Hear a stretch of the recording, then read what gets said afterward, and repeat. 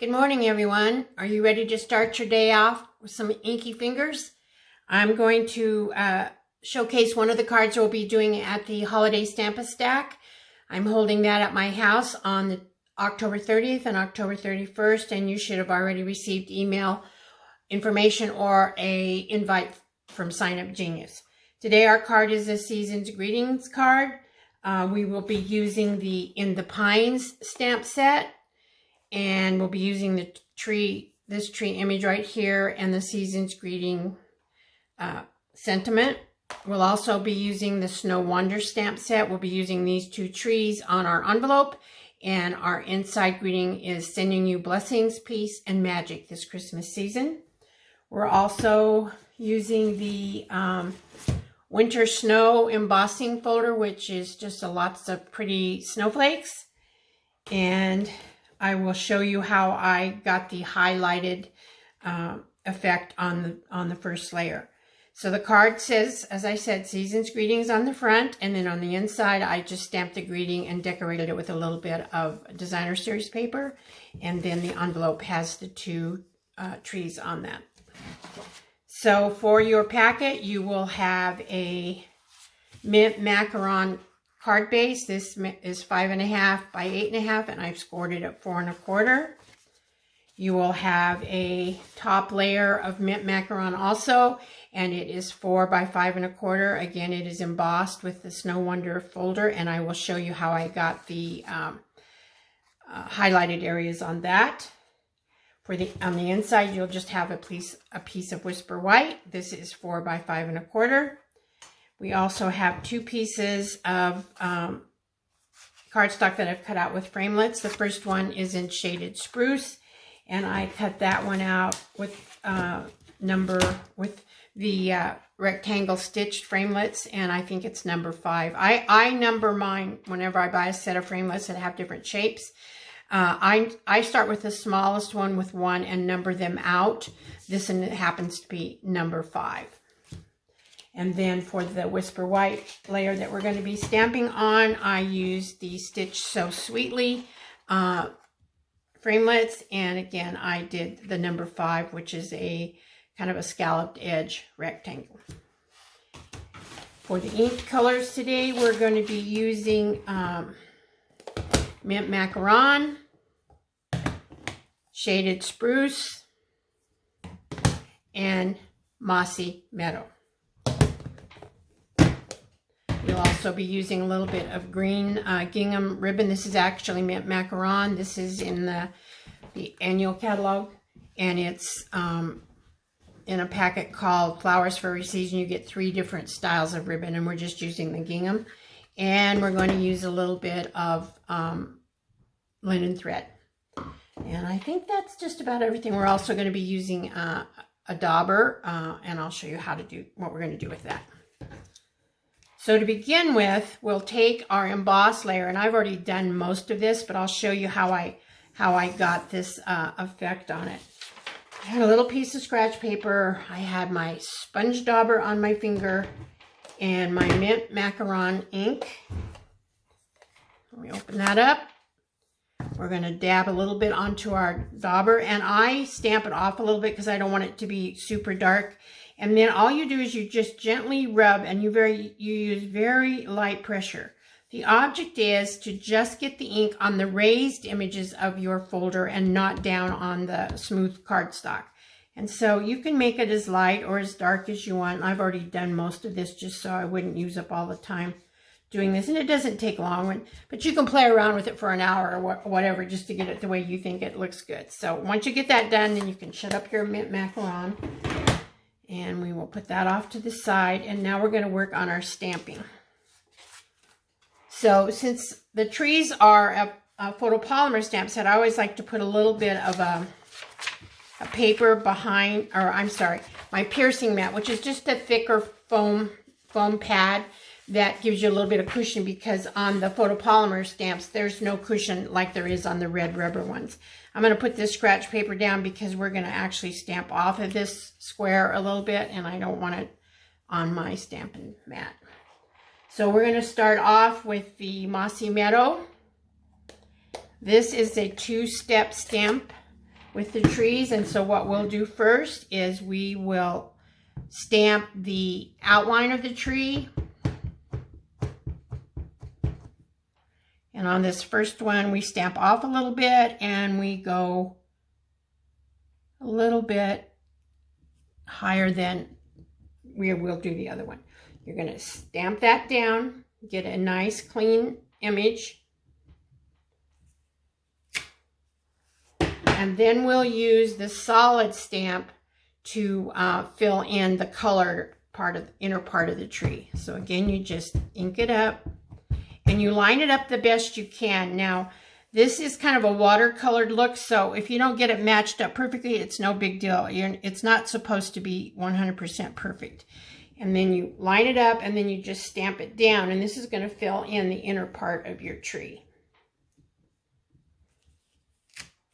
And you'll end up with an image like this that shows you how it's all stamped in. Okay, now since we're going to be changing inks, we do have to clean our stamp set because now we're going to use a different color of ink. I'm just going to use my old-fashioned Stampin' Scrub. All of my chamois need to be cleaned, and I didn't have time to get that done, so I'm just going to clean it off with this. This works really well. Gets down in the little grooves and stuff. I sometimes go through and clean my stamps anyway using this method because it does kind of condition your stamps. Not so much the photopolymer, but the red rubber ones especially. And you see I talked about having inky fingers. Well, you see I've been working on this color. This dark ink color just is really gets everywhere. So in order for us to stamp the next one, I don't want it to be stamped on top of this image. I want it to look like it's behind this image. So I have just cut out with the framelits that match the In the Pine stamp set a mask. And what I'm going to do is I'm going to place this over the one I just stamped, although I'm pulling it back just a wee bit, because what happens is you end up, when you stamp your next one, it doesn't want to stamp over this because you have a little extra height there. But if you move it back a little bit, then it pretty much stamps everywhere that you want it to stamp.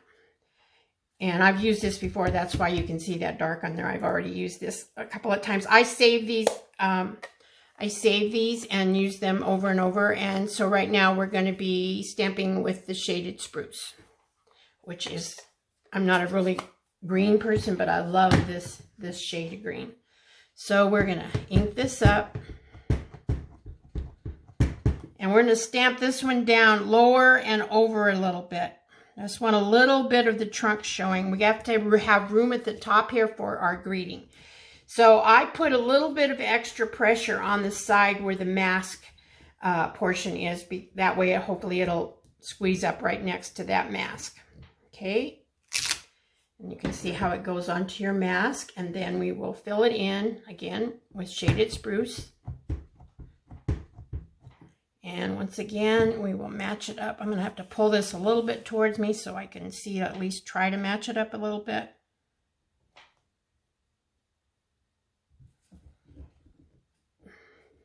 And again, put a little extra pressure on the side where your masked piece is. And we will pull that off. Okay, now comes the moment we see what we ended up with. So you just gently pull off your mask. Save this mask for the next time because you can reuse them. And then you've got an image that looks like the darker green or the shaded spruce tree is stamped behind this image. And then we will put our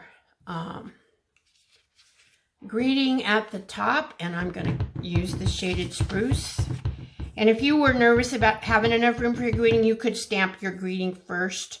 I sometimes do that just so I make sure I have room. And I'm just going to stamp it pretty close to the top and try. And I hope I don't get my head in the camera because you'll see my bald head. But put that down and try to get it as straight as I can. And there we go. And again, inky fingers. Okay, then we can shut this up. You know, actually, let's just go ahead and stamp our inside greeting on that. So we will take our Whisper White piece, and hopefully I don't have too much ink on my fingers. I'm going to grab a quick baby wipe just to wipe my fingers off because I don't want to get this green on my inside layer and have to stamp it again. Although there's two sides to the paper, so that's not the worst thing that could happen. So I'm just going to wipe my fingers off a little bit, try to get all this, as much of this glue, as much ink off as I can. Okay. All right. We are now going to move this up so y'all can see. And I have my greeting. Now this is on a red rubber, so there's already cushion here, so I don't have to worry about putting my pad under it.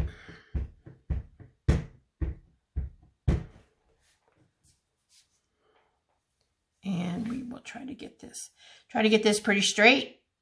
It's a beautiful saying, and I love the font. It's just so pretty, and hopefully I can get it good the first time. There we go. Not too bad. Okay, then we will take the piece of designer series paper that I have here. And you could use either side. It wouldn't matter what side you use. They're both beautiful. And I'm going to take my glue and get myself a little Teflon sheet here so I don't get ink or glue all over my mat here, because I'm going to try and film one more video today and I don't want to have everything, I don't have to replace everything. So all I'm doing is putting this along here. And then I'm going to line this up, and actually I want it to go this direction.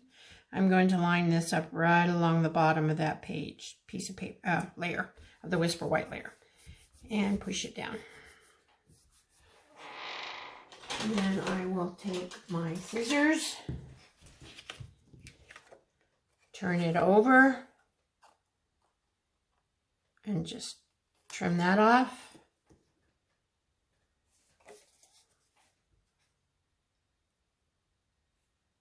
And trim that off. And get rid of my trash. Okay. I think I'm done with that. So our inside is done. We can actually take this, take our card base, and we will put our inside layer down. And I'm going to try and use my Stamp and Seal. I haven't used this one for a while, so we'll see how this one works. Just put it along the top, along the side.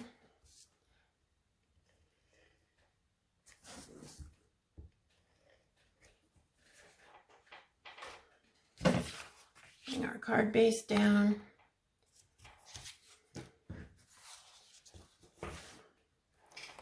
And we will put this on.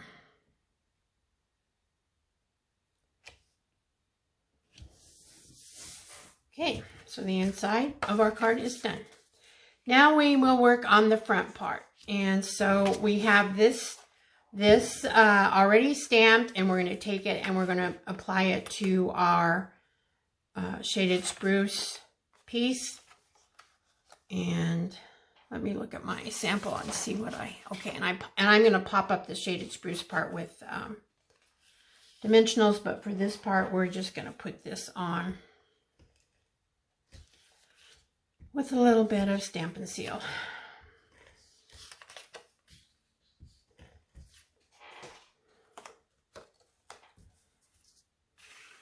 Get this somewhat straight, my grid paper.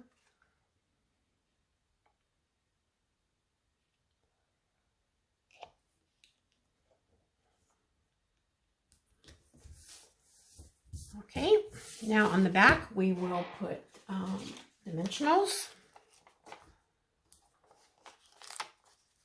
I'm just using the normal regular size dimensionals. No need to do the little ones. And before I put that down, we have to put on our ribbon. So I have a small, you'll have a piece of gingham ribbon, and I am going to put a little bit of Stamp and Seal along the sides here. And then I am going to lay this down, and I want it a little, I don't want it exactly in the middle, but a little bit higher, just a little bit below the middle. Now you want to make sure that this is stuck down really well, because we're going to be tying the linen thread and kind of scrunching this ribbon up, so it's going to put some pull on this. So we want to make sure that this is really burnished down.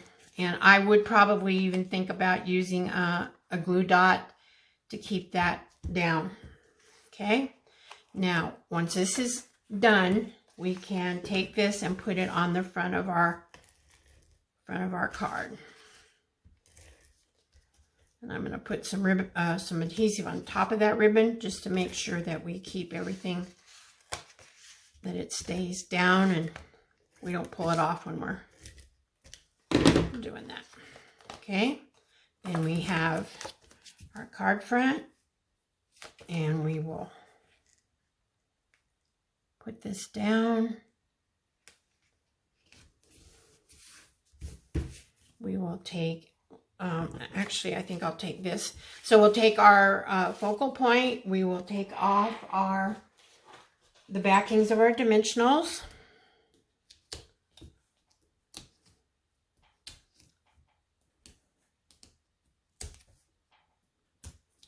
Throw those in the trash, no longer needed. We'll bring this down, and I'm going to put this a little closer to the bottom than the top, and over from the side a little bit. I want quite a bit of the ribbon on this side to show, so that you can see the effect of our putting the little bow on there. Okay, then we will feed this under, pull it through. I'll give you plenty of ribbon, and I know none of you like to tie bows, but really this linen thread is super easy to tie a bow with. It's not hard at all.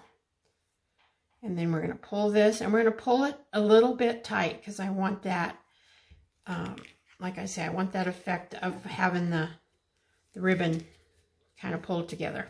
And I'm going to tie a double knot, and then we're just going to tie a ribbon. A bow, sorry. And like I say, this is super easy to tie, and well, as I say that, I can't make it work, but it is easy to tie. And I'll give you plenty, because sometimes the reason people struggle with doing bows is because they try to make their, they don't use enough ribbon. You know, ribbon's not super expensive, so use what you have to get yourself the kind of bow that you're after. Okay, we can just tighten that up. And bows are something else that you can fuss with forever and ever. But we'll just call it, I think that looks good, we'll call it good. And I'm going to trim this off. Okay, so the only other thing I did to dress it up, I have some green jewels. Pretty bright green jewels, and let me shut my ink pad up here, and I am going to take and put on a few of these jewels. And I'm actually using a couple of different sizes. We'll use at the Stamp Stack whatever I happen to have left from in my class. And I realize I did forget to do one quick little thing, but we can always do that.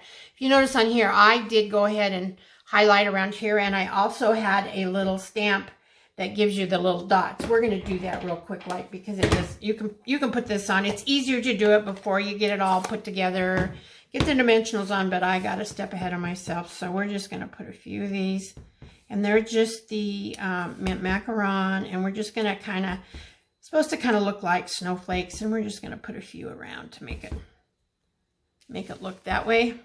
And as I say, this is something you can do when you forget. You can go back and do it, but ideally you want to do it before you get it put on.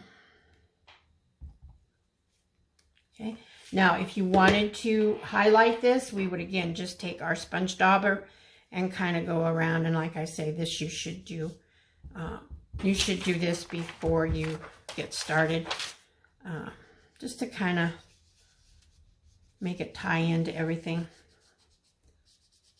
And if you don't like it, you don't have to do it. I kind of played around with I wasn't 100% sure that I liked it. But actually, I think it does kind of add a little bit. And again, you don't do it too dark. You just kind of try to get it around. Now that I've got jewels on, it's a little harder. But there we go. And then we'll close up our ink pad. And we'll put on one more jewel just to make it our numbers of 3. I usually always do things by 3. Okay, and then here's our little, for our envelope. Sorry, that's from the other. So what we'll do is we'll take our envelope. We are going to use the shaded spruce again. If I can get it open. Here's our little double trees.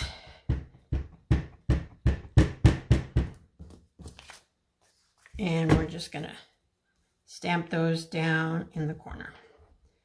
Now, something else that you could do on these, because these trees look like they have snow on them. So I think it would be pretty if you took a Wink of Stella and just kind of went over the white part, like the snow, kind of sparkly. And that's something you can, I'll have those available for the Stamp-A-Stack if you want to do that. So here we go. Here's our card. This is actually the one I just made. And it doesn't take long, and it's a pretty quick and easy card to put together. So I hope you enjoyed this card. I hope you enjoyed the video. I haven't done any for so long. I'm still struggling a little bit, but I'm trying to get better at it, guys. So I thank you so much for watching and spending some of your time with me, and I hope you have a blessed day, and I'll see you soon. Bye-bye.